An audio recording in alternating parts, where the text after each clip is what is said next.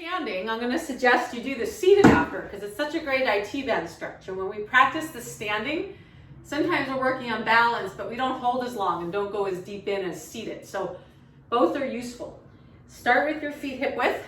I'll show the seated after, but it's the same shape. If you're standing, you're going to bend the knees. Old sage or old wise man. If your right hand's on the chair, if you're mirror imaging me, you're going to take your left leg over the right foot. And I'm going to start slow on the toes and then bend that right knee. Maybe just keep the heel up, foot supported. Step one. Focusing and breathing. If that's okay on the knee, because you were working your glute and leg a lot, you could go higher, maybe foot on a block or ankle on thigh.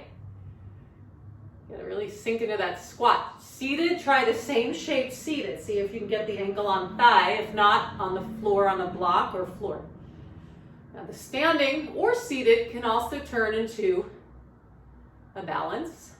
Palms to prayer. You're bowing forward, but spine's lengthening. When you come out, shake it out, switch sides. So that's seated. In my book, it's similar to what I have the pigeon in the office yoga section, which is, I just keep the hands like that. But if you join the palms to prayer, bow forward, that would be the old sage, kind of bringing in that wisdom, the sacred energy. And I suggest you try both if you did standing, as I mentioned, because watch how you might be able to go deeper on that IT band stretch.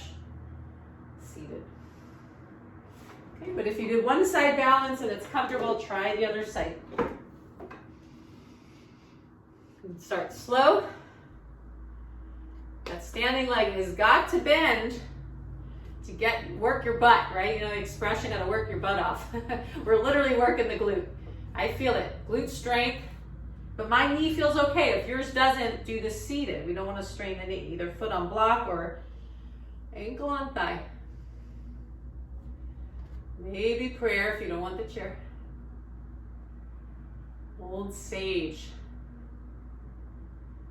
Find your inner wisdom, your inner knowing. Knowing beyond time and space.